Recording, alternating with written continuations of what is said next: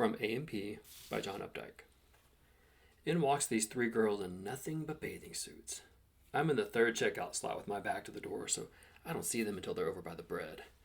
I stood there with my hand on a box of hi-ho crackers, trying to remember if I rang it up or not.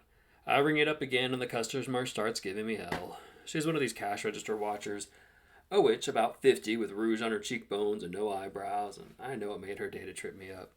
She'd been watching cash registers for 50 years and probably never seen a mistake before. By the time I got her feathers smooth and her goodies in a bag, she gives me a little snort in passing. If she'd been born at the right time, they would have burned her over at Salem. By the time I get her on her way, the girls had circled around the bread and were coming back without a pushcart back my way along the counters, in the aisles between the checkouts and the special bins. They didn't even have shoes on. The third one, she was the queen. She kind of led them, the other two peeking around and making their shoulders round.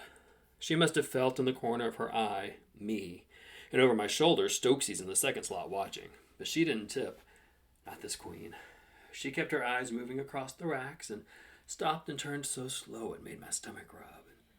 Buzzed to the other two, who kind of huddled against her for relief, and then they all three of them went up the cat and dog food, breakfast cereal, macaroni, rice, raisins, seasoning, spread, spaghetti, soft drinks, crackers, and cookies aisle. From the third slot, I looked straight up the aisle to the meat counter, and I watched them all the way. The sheep pushing their carts down the aisle. The girls were walking against the usual traffic. Not that we have one-way signs or anything. We're pretty hilarious. You could see them. When Queenie's white shoulders dawned on them, kind of jerk or hop or hiccup, but their eyes snapped back to their own baskets, and on they pushed.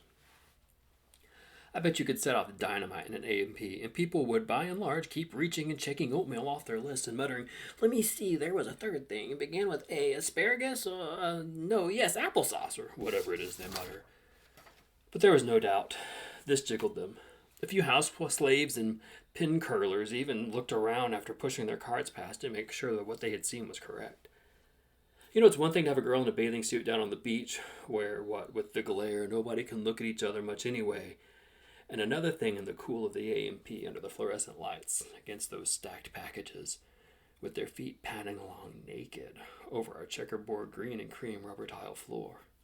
"Oh, Daddy," Stokesy said beside me, "I feel faint." "Darling," I said, "hold me tight." "Is it done?" he asks, the responsible married man finding his voice.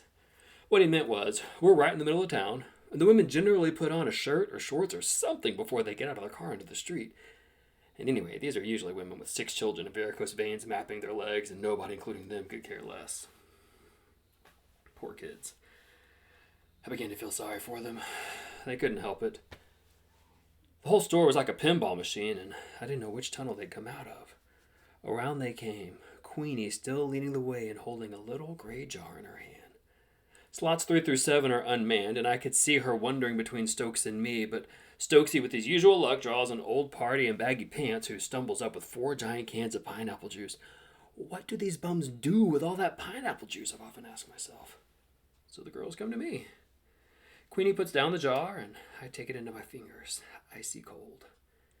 Kingfish fancy herring snacks and pure sour cream, 49 cents.